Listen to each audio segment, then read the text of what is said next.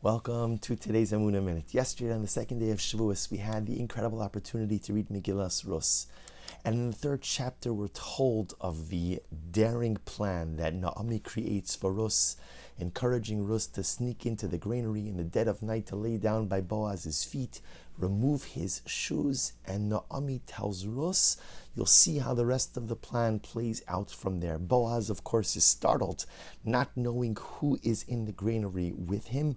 Rus identifies herself and then tells Boaz that he's the closest, or at least she thought he was the closest surviving relative, and there's an obligation of redemption. There's an obligation he has to look out for Rus, to look out for the family, and to provide her with some level of future security. And Boaz says something amazing. Boaz says, this is in chapter 3, verse 11, Paragimel, Pasuk Yud Aleph, V'ata biti al tiri. He calls her my daughter, speaking to her almost like in a paternalistic way. My daughter, do not be afraid. Kol asher tomri a'aselach, whatever you need me to do, I will do. Ki odea kol sha'arami ki eshes chayil at. For everyone knows that you're an eshes chayil. Everyone knows that you are a woman of valor, a righteous woman. And it struck me as such a profound idea. Here Boaz is telling Rus, everyone knows you're so righteous. Everyone knows you're so special. And yet remember, dear friends, Rus comes back with her broken mother-in-law, with Naomi, a woman who doesn't even want to be called Naomi, she wants to be called Mara. And how does Rus survive? And how does she provide for herself and provide for her mother-in-law? They're beggars. They're beggars. It happens to be that Rus found a patron in Boaz. So Boaz says to her, don't glean anywhere else, but come and glean by me. But remember, even Boaz doesn't go ahead and say, you know what, Rus, this is beneath you. I'll bring the food to you. Doesn't say that. Rus is a beggar. And each and every day, or however often she needed to, she came to the field and she gleaned along with all of the other beggars. Perhaps she got a little bit of preferential treatment. Perhaps she was a step above the rest of the paupers. But she was on this lowest rung of society. She was with those who were destitute, those who had absolutely nothing. And the truth is, even when you read the Megillah, it doesn't really appear that anyone extended a helping hand. It doesn't feel like anyone knocked on the door and said, Rus, Naomi, what can we do to help? These two women were at it alone. They were at it alone. And yet here Boaz says, everyone knows you're an Eshes Chayil. And it struck me that maybe everyone knew it, but did anyone ever say it to Rus?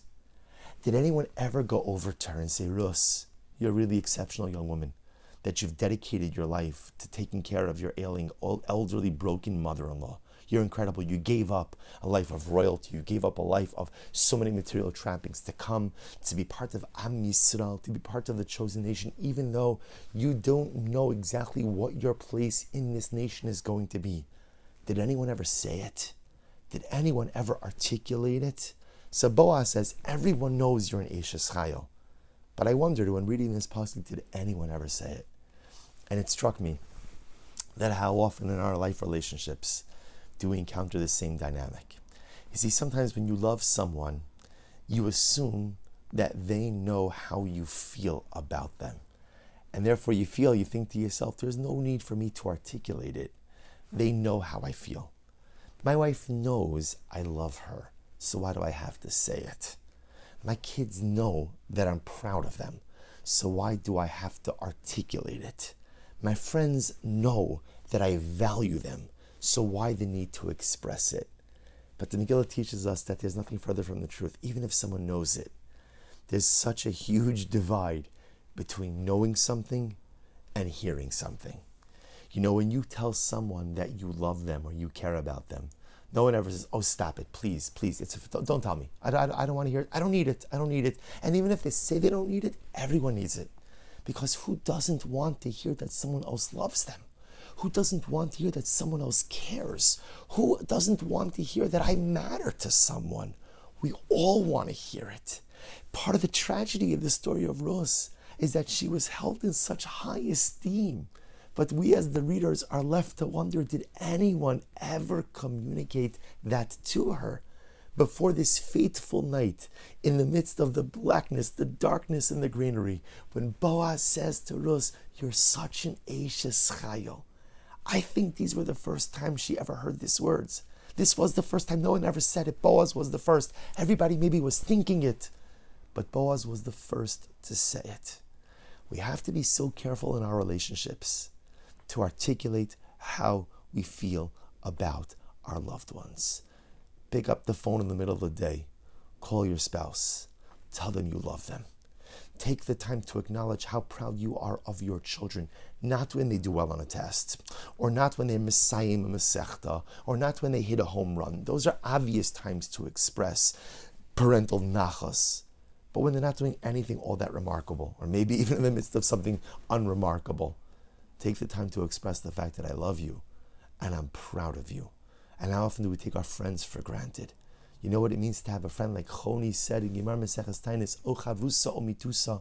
What is a life without friends? What is a life without friends? Do your friends know that you truly value them? Don't rely on the important people in your life just to simply know how you feel about them. But make it a point to make it known. Make it a point to articulate, I love you, I care about you, you matter to me. Have a wonderful, wonderful day.